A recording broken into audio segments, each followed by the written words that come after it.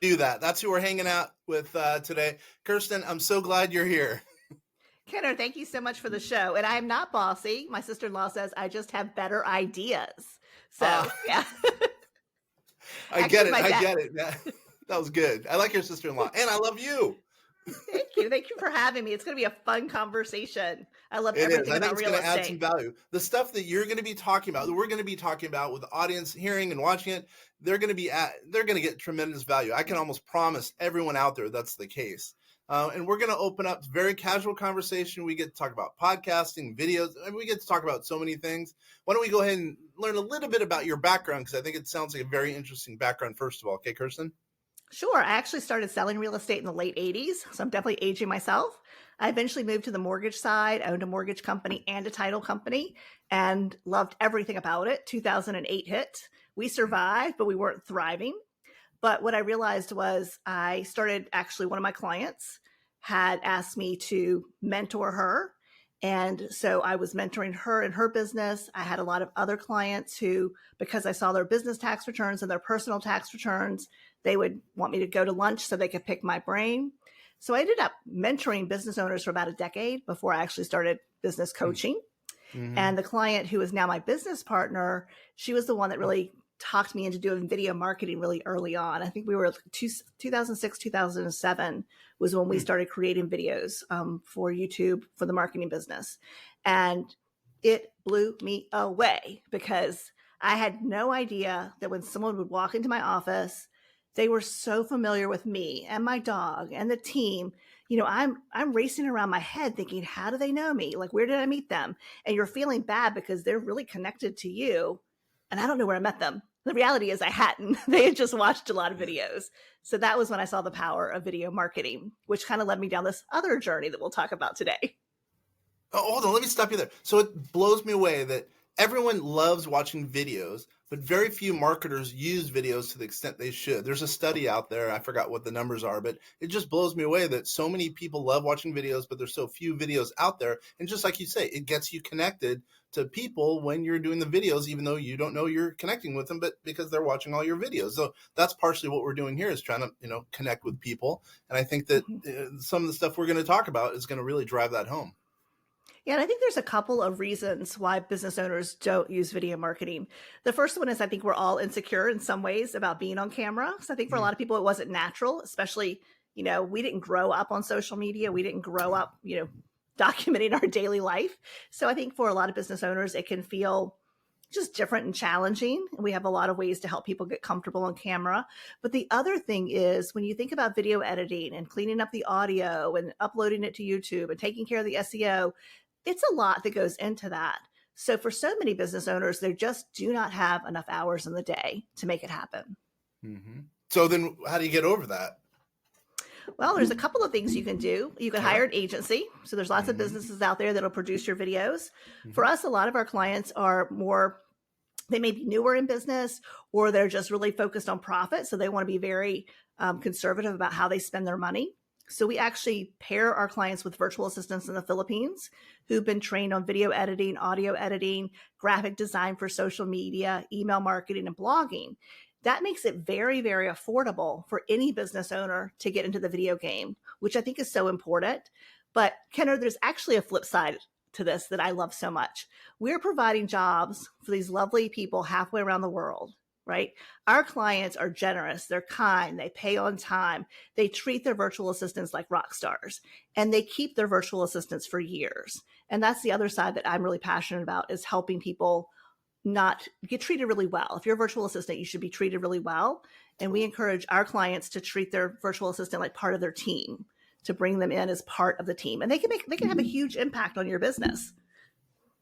Wow, you and I think alike. That was a leading question. I wanted to have you at least talk about virtual assistants, which, I know it's a big part of your business, but of your consulting side, at least. I think that, I just wrote an email to all of my, quote, well, you would probably call them virtual assistants, but we call them team members. They're part of our team. I really think of them as, saying thank you, because they've totally turned my business around. Number one. Number two, I think that a lot of people just are afraid of that process. And thank gosh you're there to help them along that process. I think virtual assistants are unbelievable. I mean, unbelievable as a category. Man, oh, wow. You and I are going to talk. I'm going to love this. So let's actually, first, how do people get a hold of you? First of all, because I think you have a lot of stuff that is going to provide value. Let's get that out of the way. First of all, how do people get a hold of you first? So they can reach me at sixfigurebusinesscoaching.com, or you can find me on LinkedIn, Kirsten Graham at sixfigurebusinesscoaching.com. Can you say that all very slow? Because I'm a slow thinker. Can you say that all one more time, a little bit slower? Yes. So our website is Six Figure Business Coaching, and that's SIX, Figure Business Coaching. And you can also find me on LinkedIn at Kirsten Graham at Six Figure Business Coaching. And how's Kirsten spelled? And how's Graham spelled, just in case? Kirsten. Last name is Graham, Graham. Cool. Thank you. All right, let's start from the very beginning because I'm loving this. So I believe you have two different services you provide that can add value to some of the viewers and listeners. What are both of those? And let's kind of get into those and then add some value to these people.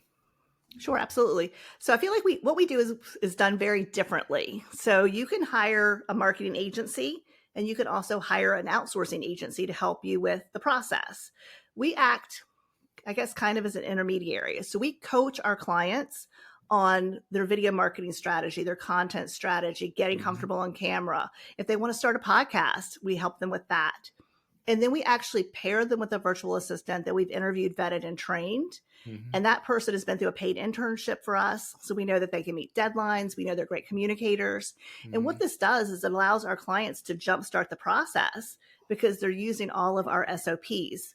It also makes it more affordable. So our clients pay their virtual assistants directly. So once they have paid us our flat fee, they can work with their virtual assistant for as long as they like, because like you said, we want them to bring that person onto their team, not think of them as just a virtual assistant, but think of them as part of their team. So that's one of our offers. Our second offer, we work a lot with coaches, consultants, authors, and speakers who want to get booked on podcast. And I think it's very easy to get booked on podcast. It's not hard. It's just crazy time consuming. Totally. So we teach right. And I think that, we've got 2 podcasts ourselves. And what I think you don't always think about is, what does it take to be a good guest? What does it take to get onto the right podcast? How do you know your topics are in line with that host? And how do you have clear call to actions for conversion to make sure you're actually benefiting from those guest appearances? So that's what we work with our clients on. And then we help them hire the right virtual assistant that we train to do all of the back end things again to get them consistently booked on podcast. Yeah. So, but look, I'm going to play devil's advocate. Obviously, I believe in podcasts much more than I think I ever used to when we started back in 2021. Okay, let me play devil's advocate. Dude, it's a lot of work to get on a podcast, even though you said it's not. But let's just say, I think it's too much work. And is it worth it? What's your response there? So as a business owner, you only have so many hours in a day. And so I think it's very important that you decide how you're going to spend your time. So whether you're starting a podcast or do you want to be a guest on podcast, you need to look at it as a long-term strategy. And if you're not going to do that, then I would say don't do either, to be honest. Totally. So it needs to be a long-term strategy. But for example, this is the second podcast I've been on today. And Dude, basically, nice. So basically the way it works out is my virtual assistant has everything in my calendar. It allows me to go through all of the notes and the forms that she filled out for you. It gives me links to your podcast episodes so I can watch them again and refresh my mind. I go to your website, I check that out. So I do all of that before I jump on the call with you. So I know who you are, what we're talking about. And then basically I just have to show up and add value to your audience, right? And then once this interview is finished, my job is basically done. Other than, of course, when the episode comes out, I want to market the heck out of it to show you that I value and appreciate you bringing me onto your show. And that can be done by your virtual assistant as well. Yep. So for me, my time commitment is literally the little bit of research I do beforehand and then being here. And what I would say is, no, I'm going to still play devil's advocate. Man, if I want to start a podcast, it's really expensive. What do you say to that?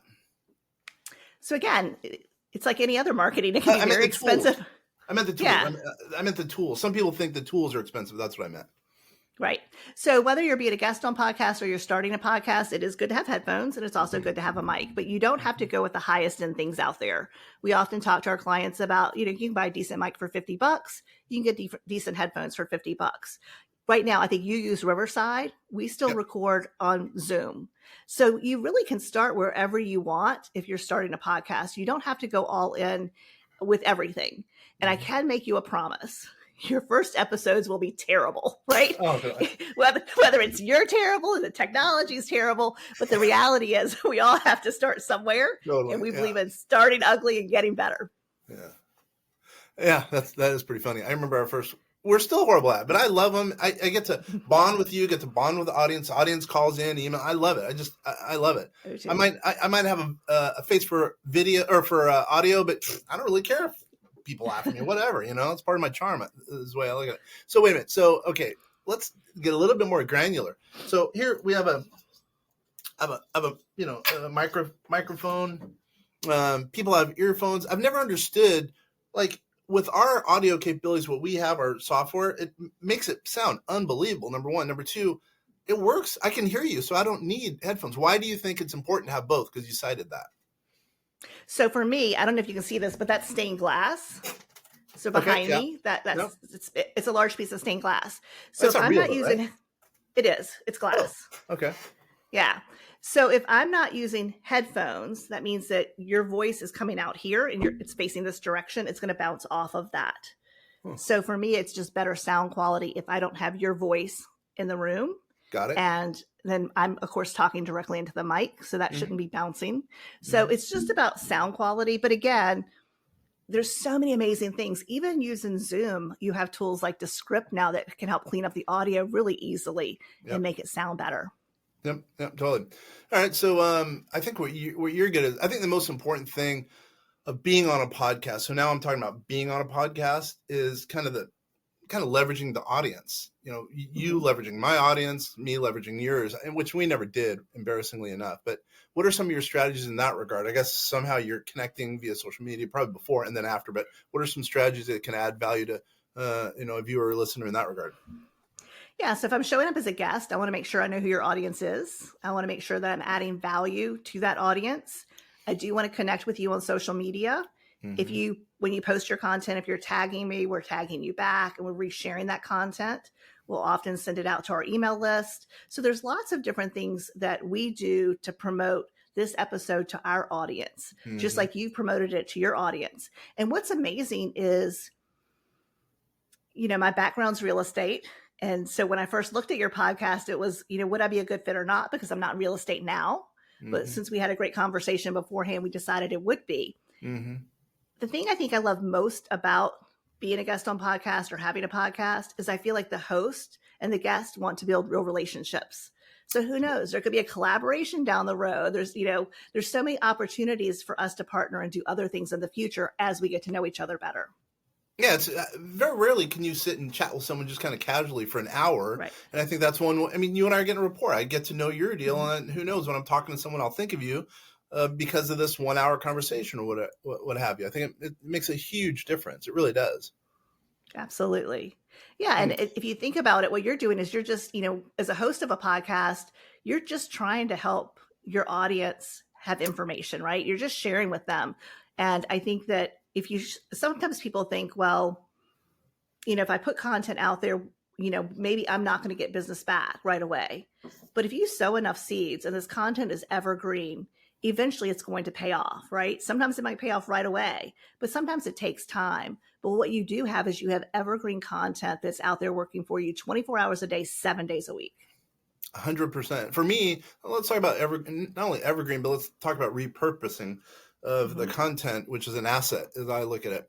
Because that's what we do. I mean, we have this video, we'll be able to split it up. Obviously, I'm not smart enough to do it. My team does it, but they split it up into small little snippets and put it on every social media you can think of. We also sometimes put it behind a paywall. So we charge for it depending on the circumstances because we have a webinar that we call Vastcast. Sometimes, it goes to YouTube automatically nowadays. I think it is. Then we use a transcript and then we can put it on Medium or, use it as a blog. There's so many different ways to use it. People are crazy for no offense if you're not in the camp, but people are crazy for not repurposing the content. So what are some ways you think it makes sense for repurposing the content? Everything you said, and then definitely also mailing it out to your email list. The other thing there is you go. Yeah, and track the content because if we post something that gets a lot of traction, we may want to post it again in a few months. So if you have things that really take off, don't just think about repurposing them once, but maybe over the holidays when maybe you're not having a couple of episodes go live during the holidays. Look at all of the most popular posts you put out there and repost them. Totally. And that goes to now, as I mentioned, I was going to bring up evergreen content. How do you make sure it's evergreen content? Is that something that's part of your normal protocol? Yes. So a lot of times our clients are real estate agents or law firms, spas. A lot of local businesses are understanding the values of starting a YouTube channel for SEO. So it can really help with search engine optimization. It can help people find them. So for them, the content strategy, some things won't always be evergreen. So in other words, if you are showcasing maybe a new builder's home, eventually that house is going to be sold, but that builder's still around and that neighborhood's still around. Or if you're talking about market conditions right now, that may change. But again, you're adding value at that moment. So not everything will always be evergreen, but the majority of the content should be evergreen. And like for our lawyers, they have so much value and so much information. And generally, if someone needs to speak to a lawyer, in some cases it's been they're injured or there's something they're getting a divorce or something's going on in their life that isn't necessarily positive. So if they can watch videos and really feel like they know that attorney and they feel like they can like them and trust them, then it makes it so much easier to pick up the phone and call them. And I will tell you, when someone reaches out to you because they watched your video or they listened to your podcast, they're almost always already sold. Yeah. They're just waiting for you, right? They're sold because they like you. They like who you are. They like how you talk. I'm talking with my hands. People see that. So yeah. So I think that's the kind of evergreen content you want to think about, but you also want to think about SEO. You want to think about your strategy, both long-term and short-term. And then actually, what are your goals within that YouTube channel or podcast? Now, a lot of our other clients, like I said, that are coaches, consultants, authors, or speakers, they're more likely to start a podcast. They will put it usually on video and audio, but sometimes they'd rather just start off as a guest. It's a lot easier to guest on a podcast than it is to start a podcast. And so for a lot of people, we recommend they start there. Okay. So let's get to that in a minute. So I have some questions there, but you mentioned some goals. You used the term goal. What about people who want to monetize their podcast? What are your thoughts on that? Well, obviously for your YouTube channel, you start getting monetized once you've hit 1,000 subscribers and 4,000 watch hours. They can start running ads on there. But I think for a lot of the platforms with our clients, we don't focus as much on monetizing it outside of your offer. So we always focus on initially sell what you sell, become the expert in what you do, and build your audience that way. And then you can look for other opportunities, whether it's collaborations or affiliate marketing. There are lots of other things you can do on your podcast or on your YouTube channel to start to monetize it. I understand. So then let's go back to the question earlier. So what are some hacks that you have that get people on whatever podcasts that you found that are working? As far as getting them on podcasts as guests? Yeah. Yeah, I think it boils down to something really basic, which is one, making sure that they're a good guest, right? If I'm a good guest, you're likely to invite me back. If I'm a good guest, you're likely to recommend me to one of your friends that has a podcast. So I think showing up and being confident, being grateful, all of those things makes a good guest. So that's the first thing, making sure you're going on the right podcast with the right audiences. So you want to make sure that that person's audience aligns with what you sell and what you do, and basically also your value system. So I think that's important. And then I think the main thing is to bring value. If you can truly help people, then they will want to learn more about what you sell. And you and I are talking a lot more about what I sell than I normally do. Yeah. So normally I just talk about it. Yeah, I hear it. Yeah. But you had a lot of questions about it. So it's a fun conversation. But yeah, if you get an opportunity to have a conversation and maybe at the end of that conversation, you pitch your offer or you talk to people about, how you can help them. But the reality is bringing great value is what's going to make people like you, trust you, and want to reach out to you. 100%. That totally makes sense. And again, being a dead horse, but I think podcasts are just such a great way of doing that, All right. So many questions, still a lot of questions. I'm one of those guys, Mr. Inquisitive, right? Let's say someone has a podcast. Let's say someone has started a podcast and they have, I don't know what a measly number is or what someone would consider a measly number. Let's say they have an audience of 100. What are some of the advertising hacks that you think can add value to that podcaster? Well, they can always run ads to their episodes if they want. So you can spend money, just like you can spend money for your YouTube channel or anything else. So you can always spend money and advertise it. But if you've started your channel and you have, 100 people watching it, are they connected with you? Are they connected with you in any other way? And if so, like, are they on your email list? Is that audience on your email list? Are you providing good content in that regard? So not just with your podcast content, but what you're sending out to your email list. Mm-hmm. I think we forget that our audience is often not just listening to us, they're connected to us in a lot of other ways. Yeah, you're totally right. The rule of 7, you have to connect with usually someone who's going to become a client 7 times before they become a client. And I think if it's podcast, good way of doing this, email, good way of doing it, then social media. So, and you reminded me, we are kind of a joke, frankly, at all marketing, sadly, even though we've been around since 1969, but we are very good at email marketing, meaning blast email marketing to our existing contacts in our database. And I think a lot of people don't take advantage of that and having them pointing to, as an example, the podcast, because that's a great way to leverage. A lot of people have, pretty good email lists, but they don't kind of leverage that. Like, I don't know if we are, frankly, but, I think that makes a big difference. Yeah, I'm laughing because, when I'm actually working one-on-one with clients, which I still do sometimes, I love when I ask, do you have an email list? And it's like, yes, I've got, 1,000 people or 800 people or 10,000 people, they're excited about it. So when's the last time you emailed them?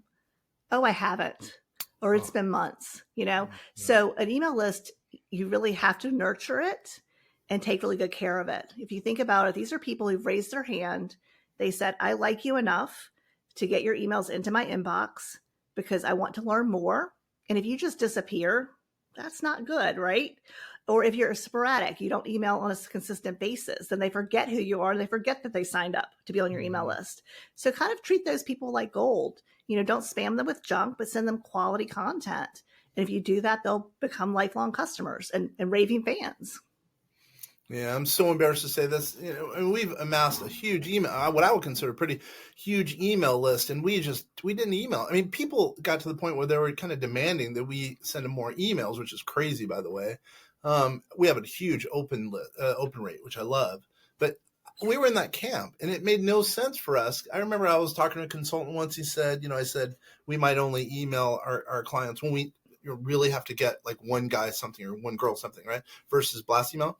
And he said to me, he's like, what, don't you love your clients? And that just kind of hit home. It's like, well, wait a minute. We must not if we're not giving them content that can add value to them. And that's really what a blast email campaign can do if you're doing it correctly, providing value to the people who are, who theoretically should love you, Yeah, and the software has gotten so amazing. So you can categorize people so they're only getting the content that's important to them, if you know what that is. And I think that's really powerful too. If someone is not right for a certain offer, you don't have to send them that particular offer. Or if they want more content on a certain topic than, other people. So for example, lawyers, real estate agents, local businesses is a little bit different than online businesses.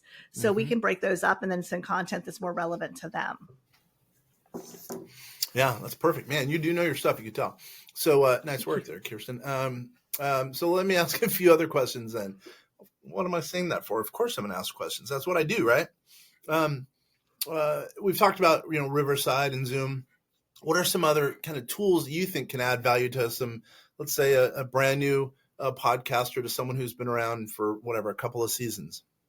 Okay, so first of all, I'm not tech savvy. So I'm probably the worst person to ask. So whether it's starting a YouTube channel or a podcast or even being a guest, my thought is always path of least resistance. Do what is easiest for you to do, so you'll do the thing. Okay. You could always work your way up. Like I said, we're still hosting our 2 podcasts on Zoom. Should we move to Riverside? Should we move to something else? Maybe. But right now we know it's easy for our guests to get on and they don't have any problems or challenges. So that's one of the things we take into consideration. Sometimes for me, my camera or my mic won't always attach to Riverside. So literally before this interview, I actually closed every window out. I completely shut my computer off and brought it back up to make sure that it would connect. So that's just something I figured out. It works. Maybe I don't need to do it every time, but I'd rather do it every time. So when, I show up here, my camera's on and my mic's working. So again, I don't think there's any right or wrong when it comes to technology. Just start where you are, start with what you can afford, start with what you're comfortable with, and just do the thing because it will pay off. I totally agree. So I was in a podcast group and they, a brand new person was saying, I'm thinking about doing a podcast. What should I do? Hear me out. What do you think of this? I basically said, talk to your friends, find out what they think your passion is, And of course, you're going to probably know your passion, right? And then think in terms of them, the potential audience of that passion. Okay. And let's say you come to a conclusion that you want to do something on riding a bike. I don't know. As an example, do 3 episodes. Don't send it to anyone. Just do 3 episodes and that's it. Right. See how bad those were. See how you can improve. Mm-hmm. Then go back and do basically an outline for the next 10 episodes. Go live, if you will. Make as many mistakes as you have to. It doesn't really matter. And then after those 10, and sure, that might be too many, but just go with me on this. And then after those are, quote, in the can, then do 10 more, right? Again, go with me on this. 10 more, and then start advertise. The first 3 being short, the next 7 being long, then advertise those as they're going to be launched. So why am I saying that? Because you're going to make a lot of mistakes along the way, and you're going to be so much happier as you get going. And then when you get eyeballs, you'll be so much happier because those eyeballs will appreciate the final 7 in that case that you've done. Does that make sense? Kenner, I totally agree. Sometimes we think we have to start off with perfection. Right. So again, whether you're starting a podcast or a YouTube channel, if you don't want to use those first few episodes, don't. Right. You have to practice at some point. But there's also a lot of magic in video editing and audio editing. So sometimes I love when I hear our clients say things like, oh my gosh, I was so worried, but when I got this back from my virtual assistant, she made me look good. She used amazing B-roll and she cleaned up the audio and she did these things. So also you need to lean into the person who is producing the video or the podcast for you. Let's talk about that. So would you say that's almost kind of a cost of goods sold? You have to have an assistant because, it's so much more efficient? Or would you say, let's say someone wants to just do it all alone. What are your thoughts there? So time is money. So I guess it depends on where that person is with the scale. So I don't think there's a right or wrong, but I do hear quite often that especially from women, I need to know how to do everything in my business before I can delegate it. And I'm like, no, you do not. In fact, I would rather know how to do less things because then I'm not getting sidetracked doing things that are not my unique ability, things I'm not great at. So if you absolutely love video editing and you love audio editing and it's always something you've wanted to learn and you have time, go for it. But if you're not making the money you want to make in your business, then it is not worth your time. Hire someone to have them do it for you. They'll do a better job. You'll enjoy doing your podcasts or your videos a lot more because you just have to focus on the content. And guess what? Someone halfway around the world is making money doing what they love doing, working in their unique ability. And I think that's powerful. 2 things there, kids. If you heard what she said there, now think about it. First, you said basically it's very, very important to have, it's basically part of a cost of goods sold, meaning, people have computers, people have whatever, pens, paper, phones.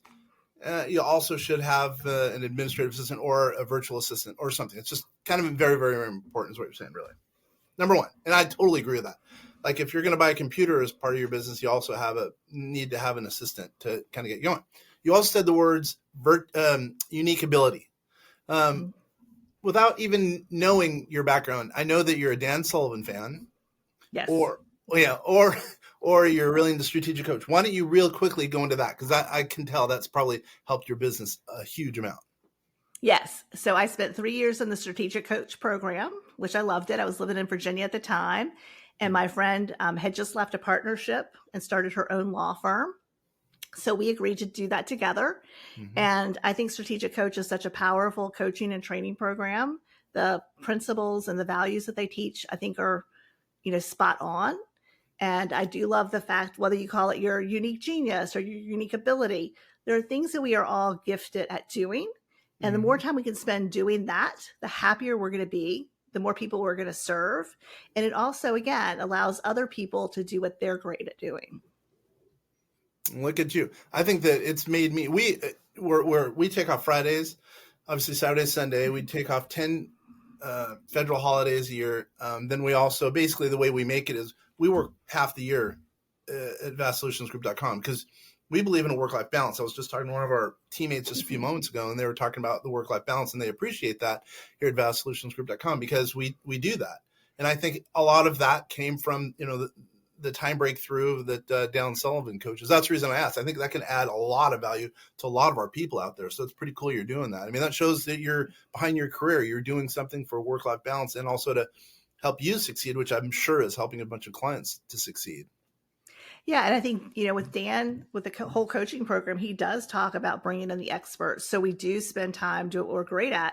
But like you said, most people in strategic coach, we don't work on Fridays. We do take more holidays off. We tend to vacation more because again, we work hard, but we also want to play hard, if that makes sense. But I think also, I don't know, were you actually in his program for a period of time? I had one of his students teach me for years. Okay. Yeah. So I'll never forget the first session we went to. We're sitting there and I drug my friend along because, this has been 17 years ago that we were with Strategic Coach. Wow. Okay. And most of the time there's not a lot of women. So in these types of things, there tends to be a lot of men. So I drug my friend along so that I would know at least there'd be one other female in the room. And there were actually 4 of us total and about 25 men. So that was usually the balance back then. But the first question our coach asked us, his name was Jan, he said, "When are you going to die?" And he's standing at the front of the room, and that's the first question. And you're thinking, like, I don't know that this is what I signed up for, right? But everybody kind of wrote their answer down. And then what he did was he said, let's all start brainstorming. On a whiteboard he was writing, we were talking about what makes a quality life a quality life. And, it doesn't help to have a very successful business if you have terrible relationships or terrible health. So we ended up writing all of these different things on the board. And one of them was social connections, which I want to circle back to in 1 second. But so then after we did all these things on the whiteboard, he said, now write down how long you think you'll live if you do these things. And we all put another 10 to 15 years on our life expectancy, because now you realize that everything is about balance. And we know what it takes to live a long and healthy life. And I was telling someone earlier that there's a lady in one of my networking groups, because I do network locally because I like to get out and be a part of the community. She's 80 years old. She just got back from an African safari. You would never think she's a day over 60.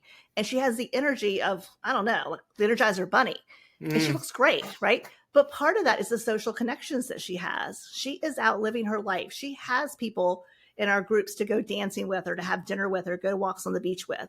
She has, even though she has family and grandkids, she still enjoys having other business owners to communicate with and to talk with and to dream with and talk about, all the things that we business owners like to talk about.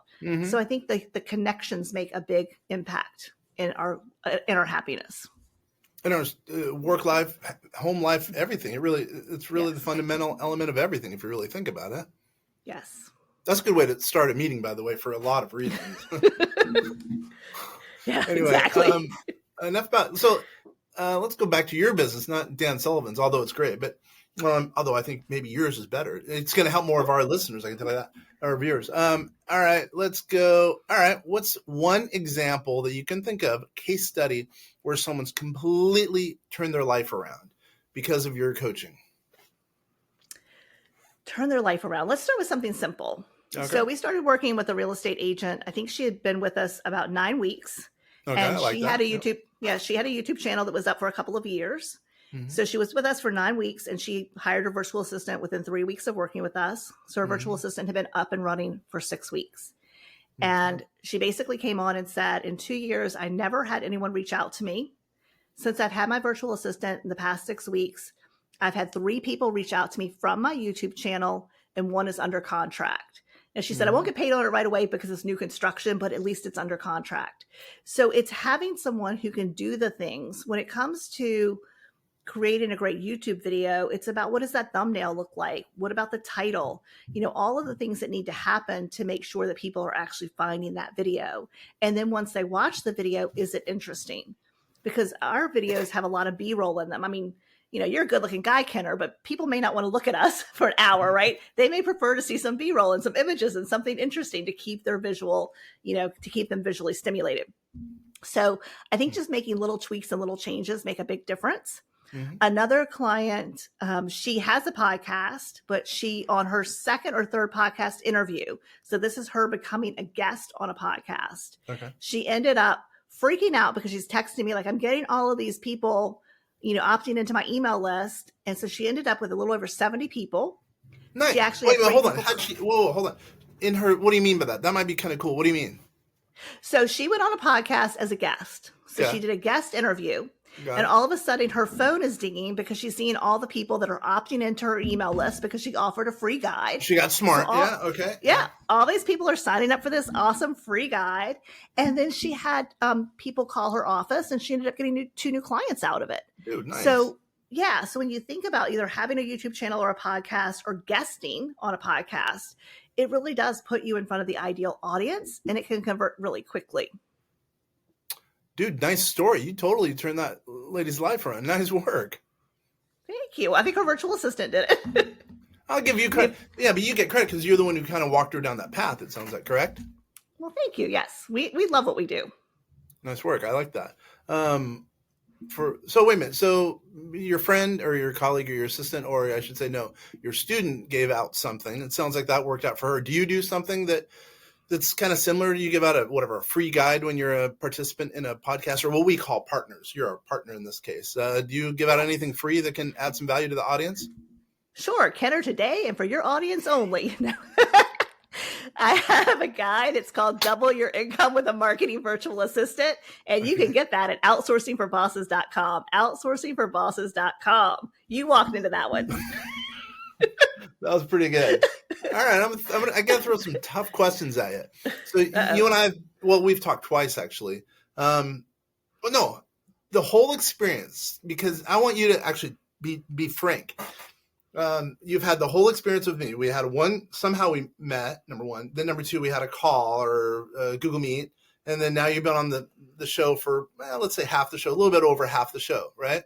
What should I have done differently for it to be the most successful podcast that you can think of? So I'm looking for some criticism. Maybe it can make me better, and maybe it'll make some of the viewers or listeners out there that much better at their podcast too. And I don't care whatever you say. I'll take the heat, but I want to hear what your thoughts are. To be honest, I don't have anything off of top of mind. I mean, you do a great job because the Riverside link was in the Google invite, so I had that easily available. Okay. You definitely communicated with emails for reminders. Did my staff, by the way, did my staff do that also? Yes. Okay, good. Okay. Yeah. They're probably automated. I know all of ours are automated, but yes. Yeah. So I think this has been a great experience. One of the things that you do that we also do is we talked to the guests before we actually hit record. So we could have a fun conversation and get to know them, make them feel more comfortable. You definitely did that. Mm-hmm. And you're just a fun guy to have conversation with. So I'll give you 10 stars. Nice. I paid her to say that, guys. So tell me a little bit more about the engagement with you as far as, let's say I want to be a student of yours. How does that work? If that's what you call them, how actually does that work? The kind of the logistics. Yes. So basically, as coaches, we have recorded trainings because sometimes it's easier to have things recorded to teach people rather than trying to teach it all live. So when you decide to work with us as in the Marketing BA Advantage, the first thing that happens is you get a login and access to a portal. So you can start learning everything you need to know about getting comfortable on camera, your keywords, starting your YouTube channel, or starting your podcast. But every week we do a live coaching call. So every week we're there to coach the clients. We like to think of it as a done with you. So if you're struggling with your keywords, or you're trying to figure out if your background looks good, whatever it is, we're there to work with you on that. Once you're ready to hire your virtual assistant, we host what I call a meet and greet, where I introduce you to 3 different virtual assistants. It's not an interview, because our team has already interviewed them, vetted them. They've been through the training portal. They've been through a paid internship, and they have to graduate that internship before we let them actually meet clients. Mm-hmm. Once you decide on the person you want to work with, that person goes directly to work for you. And we've given you everything you need for onboarding them, tax forms, everything. So we like to think of what we've done is done for you. We want to do as much of the work as we can for our clients so that when their VA is up and running, it's just smooth sailing. And so same with our other program. It's all recorded. We do a live coaching call for that each week. And whether it's helping you figure out what the right podcasts are, a lot of times I think the biggest challenge with that one is having call to actions that suit the conversation.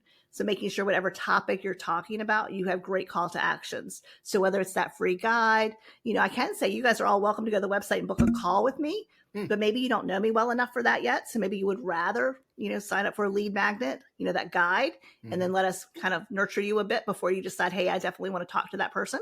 Mm-hmm.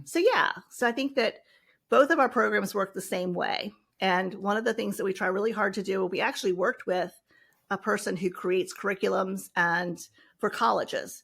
And our biggest goal was business owners are busy, right? Mm-hmm. And most people will think, well, I don't have time for a course or a program. And I agree with that. So everything that we teach in the recordings are very concise, very to point, just what you need to know to get your part done.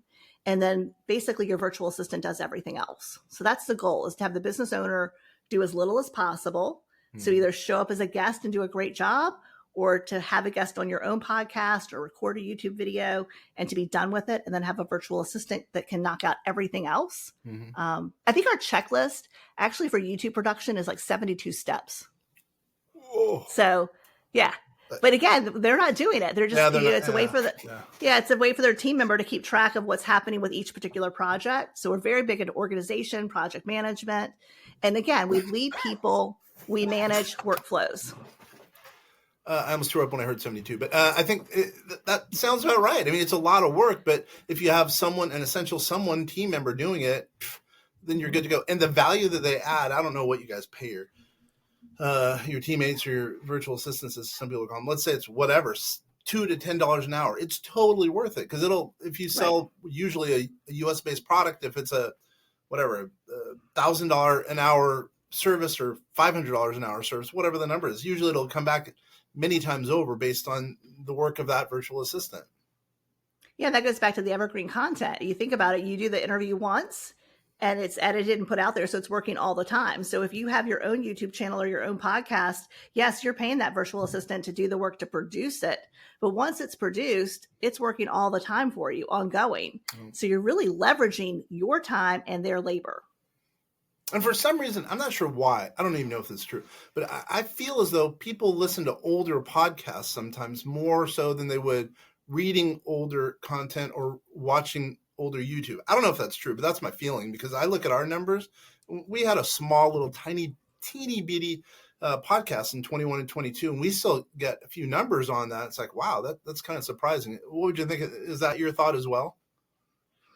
Yeah, I think definitely. And because, especially with YouTube, because it's a search engine, someone puts a problem in, is it ethical to hire a virtual assistant? Because that's a question we get quite often. And I have a video on that.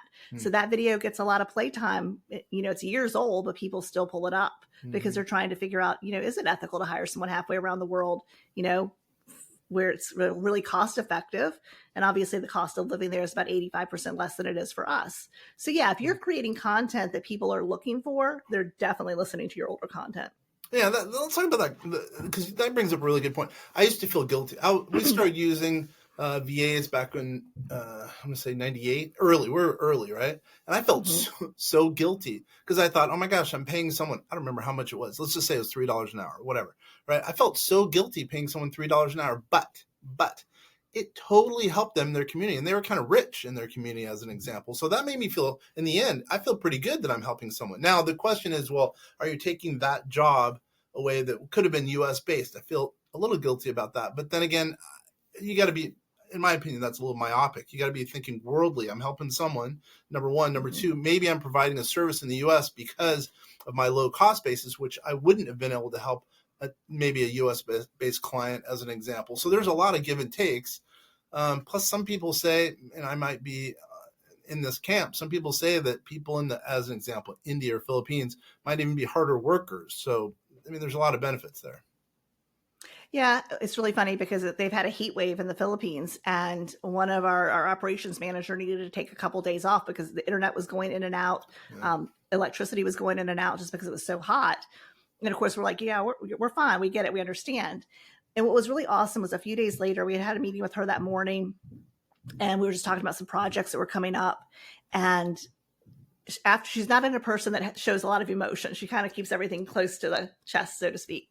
But we got a message from her saying, I was able to buy an air conditioning for my room, and I was able to buy an air conditioner for my parents' room.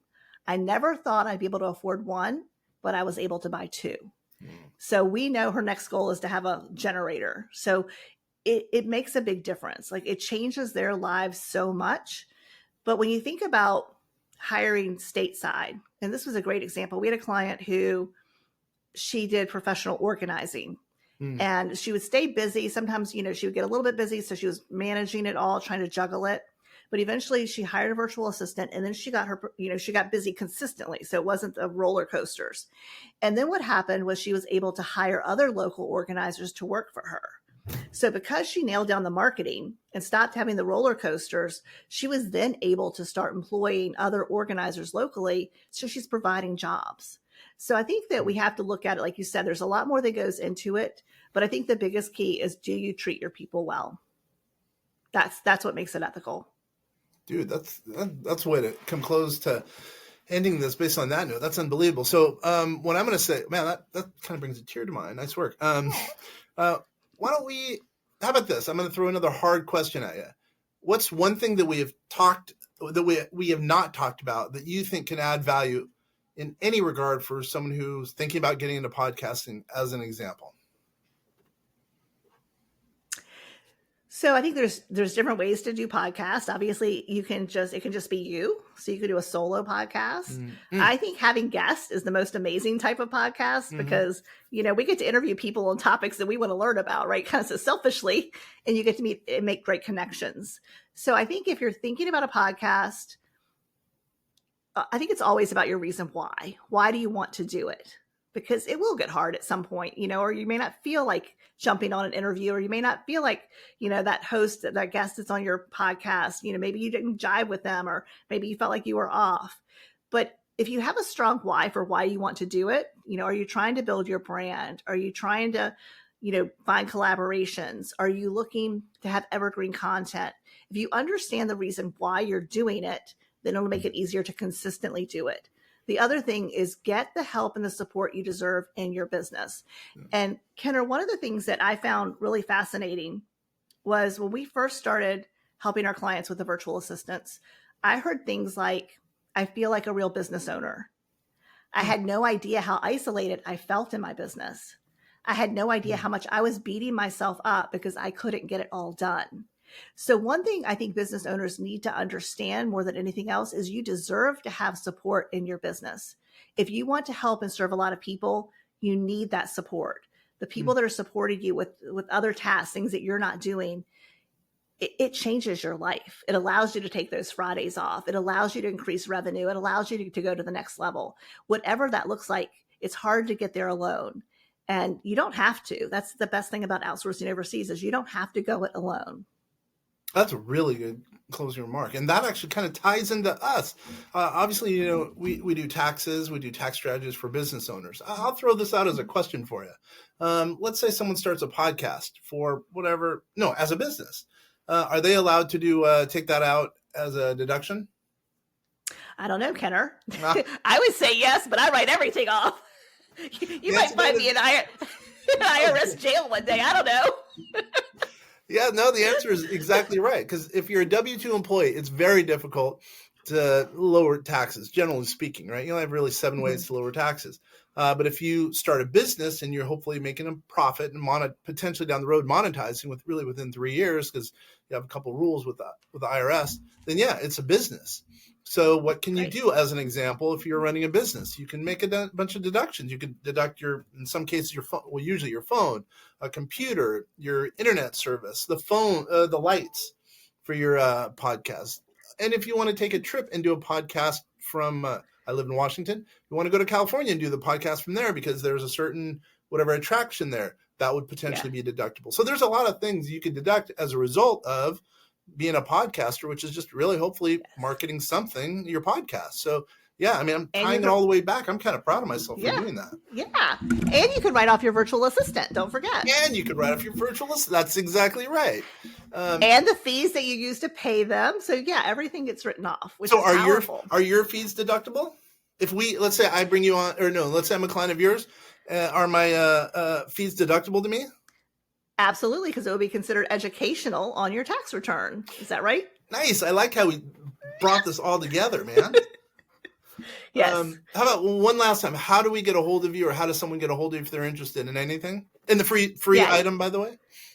Yes. So if you'd like the free guide, double your income with a marketing virtual assistant, you can go to outsourcingforbosses.com, outsourcingforbosses.com. If you would like to reach out, just learn more about us, you can check out our website, which is sixfigurebusinesscoaching.com. That's sixfigurebusinesscoaching.com. And there'll be lots of free resources, and there'll be a couple links if you want to book a call with me. I love nothing more than chatting with people to figure out if what we do is the right fit for them. Man, guys, this has been helpful. Hopefully this has add some value. If you want anything, you need some information, maybe some advice about podcasting or whatever the case is, obviously go to her contact points. If you have anything about taxes, estate planning, et cetera, go to vastsolutionsgroup.com. It's been a pleasure. Once again, my name's Kenner French. It's been a pleasure doing this with you guys. Hopefully we're going to, before I sign off, I'm going to make you promise me something. I feel like we should do this one more time. I agree. This has been a lot of fun. I'd love to have the conversation again. Absolutely. Sweet. And maybe you can keep me out of IRS jail. Just kidding. All right, cool. Next time we're going to go over even more unique stuff, adding value. I totally appreciate it. Thank you, Kenner. All right. Hey, guys, I really appreciate you guys spending the time. I know you could be watching and listening to a lot of other stuff, but this really will put money in your pocket. Kenner French, I'm out, guys.